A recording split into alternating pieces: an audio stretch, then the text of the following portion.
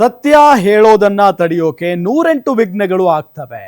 Police notice ವಿಚಾರವಾಗಿ MLC city Ravi ಆಕ್ರೋಶವನ್ನ ವ್ಯಕ್ತಪಡಿಸಿದ್ದಾರೆ. ನನ್ನ ಮನೆಯ ಹೊರಗೆ ಪೊಲೀಸ್ ವ್ಯಾನ್ ಹಾಕಿದ್ರು, ಅರೆಸ್ಟ್ ಮಾಡಿಬಿಡ್ತಾರೆ ಅಂತ ಕಾಂಗ್ರೆಸ್ನವರು ಸುದ್ದಿ ಎಬ್ಬಿಸಿದ್ರು. ರಾಜ್ಯದಲ್ಲಿ ಭ್ರಷ್ಟಾಚಾರ ಮಾಡಿ ಜೈಲಿಗೆ ಹೋಗಿ ಬಂದವರೇ ಮೀಸೆ ಮೇಲೆ ಕೈ ಹೊತ್ತು ಮೆರವಣಿಗೆ ಮಾಡಿಸಿಕೊಳ್ತಾರೆ. ರೈತ ಪರ ಹೋರಾಟ ಮಾಡಿ ಜೈಲಿಗೆ ಹೋಗೋಕ್ಕೂ ಸಿದ್ಧ ಇದ್ದೇವೆ. ರೈತರನ್ನ ವಿರೋಧ ಮಾಡೋ ಯಾವ ಸರ್ಕಾರವೂ ಉಳಿದಿಲ್ಲ. ಹೆದರಿಸಿ ಬೆದರಿಸಿ ಸತ್ಯ ಹೇಳೋದನ್ನ ನಿಲ್ಲಿಸಬೇಕು ಅನ್ನೋದು ಭ್ರಮೆ. ರಾಯಚೂರು ಜಿಲ್ಲೆಯ ಛತ್ತರ ಗ್ರಾಮದಲ್ಲಿ ಸಿಟಿ ರವಿ ಹೇಳಿಕೆಯನ್ನ ಕೊಟ್ಟಿದ್ದಾರೆ.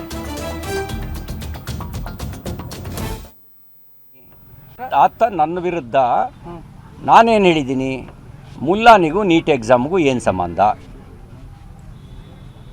ಈಗಲೂ ಕೇಳ್ತಾ ಇದ್ದೀನಿ, ಮುಲ್ಲಾನಿಗೂ ನೀಟ್ ಎಕ್ಸಾಮ್ಗೂ ಏನು ಸಂಬಂಧ? ಮುಲ್ಲಾನ ಎದೆ ಸೀಳಿದ್ರೆ 3 ಅಕ್ಷರ ಇಲ್ಲ, ಆ ಮಾತನ್ನು ಹೇಳಿದ್ದೀನಿ. ಹಾಗೆಯೇ ಪೆಟ್ರೋಲ್ ಟ್ಯಾಂಕಿಗೆ ಬೆಂಕಿ ಹಾಕ್ತಿದ್ದ ಮುಲ್ಲಾನ ಬಗ್ಗೆ ಮಾತಾಡಿದ್ದೀನಿ. ಸೈನಿಕರನ್ನು ಕೆಟ್ಟಾಗಿ ಯಾವ ಶಬ್ದಗಳನ್ನು ಹೇಳೋಕ್ಕೆ ಆಗಲ್ಲ ಆ ಥರ ಬೈತಿದ್ದಂಥ ಮುಲ್ಲಾ ನೀಟ್ ಎಕ್ಸಾಮ್ಗೆ ವಿದ್ಯಾರ್ಥಿಗಳ ಪರವಾಗಿ ಹೋರಾಟ ಮಾಡೋಕ್ಕೆ ಬಂದವನ? ವಿದ್ಯಾರ್ಥಿ ಪರವಾಗಿ ಹೋರಾಟ ಮಾಡೋಕ್ಕೆ ಬರೋದಾದರೆ ನಮ್ಮ ವಿದ್ಯಾರ್ಥಿಗಳಲ್ಲಿ ದೇಶಭಕ್ತಿ ಇಲ್ವಾ? ಸೈನಿಕರ ಬಗ್ಗೆ ಗೌರವ ಇಲ್ವಾ? ಅವರು ಸೈನ್ಯದ ವಿರುದ್ಧ ಮಾತಾಡ್ತಾರಾ? ಸೈನ್ಯದ ವಿರುದ್ಧ ಮಾತಾಡೋನು ಯಾರು ಹೇಳಿ? ಯಾವುದೋ ಪಾಕಿಸ್ತಾನದ ಕುನ್ನಿಯೋ ಅಥವಾ ಆ ಪಾಕಿಸ್ತಾನದ ಬೀಜಕ್ಕೆ ಹುಟ್ಟಿರೋನೋ ಮಾತಾಡ್ತಾನೆ ಭಾರತದ ಸೈನಿಕರ ಬಗ್ಗೆ? ಹೌದಾನೆ? ನಾನು ಇದ್ರ ಬಗ್ಗೆ ಮಾತಾಡಿದ್ದೀನಿ, ಆತನ ಬಗ್ಗೆ ಮಾತಾಡಿದ್ದೀನಿ. ಇವತ್ತೇ ಹಾಜರಾಗಬೇಕು ಅಂತ ಹೇಳಿದ್ರು. ನಾನಿಲ್ಲಪ್ಪ, ಪೂರ್ವ ಯೋಜಿತ ಪ್ರವಾಸಗಳಿದ್ದಾವೆ, ರೈತರ ಕಷ್ಟ ಕೇಳೋಕ್ಕೆ ಬರ್ತೀನಿ ಅಂತ ಹೇಳಿದ್ದೀನಿ, ನಾನು ಅಲ್ಲಿಗೆ ಹೋಗಬೇಕು ಅಂತ ಹೇಳಿ ಇವತ್ತು ಬರೋಕ್ಕಾಗಲ್ಲ ಅಂತ ನಮ್ಮ ವಕೀಲರ ಮೂಲಕ ಕಳಿಸಿದ್ವಿ. ನಮಗೆ ಸೂಚನೆ ಇತ್ತು, ಏನಾರು ಮಾಡಿ ಅರೆಸ್ಟ್ ಮಾಡಿ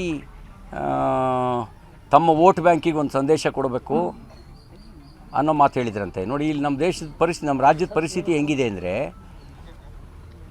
ನಡೆದಾಡುವ ದೇವರು ಅಂತ ಭಾವಿಸ್ತೀವಿ ವೀರೇಂದ್ರ ಹೆಗಡೆಯವರು. ಅವರು ಧರ್ಮಸ್ಥಳದಲ್ಲಿ ಸಹಭೋಜನದ ವ್ಯವಸ್ಥೆಯನ್ನು 60 ವರ್ಷದ ಹಿಂದೆ ಮಾಡಿದ್ರು.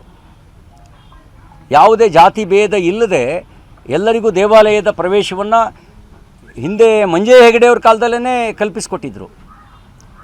ಅಂಥ ಧರ್ಮಸ್ಥಳದ ಬಗ್ಗೆ ಒಬ್ಬ ಯೂಟ್ಯೂಬರು ವೀರೇಂದ್ರ ಹೆಗಡೆಯವ್ರ ಕುಟುಂಬಕ್ಕೆ ಅವಹೇಳನ ಮಾಡೋ ರೀತಿಯಲ್ಲಿ, ಮಂಜುನಾಥ ಸ್ವಾಮಿಯ ಭಕ್ತರಿಗೆ ಒಂದು ಸಂಶಯ ಬರೋ ರೀತಿಯಲ್ಲಿ ಯೂಟ್ಯೂಬ್ ಮಾಡ್ದ.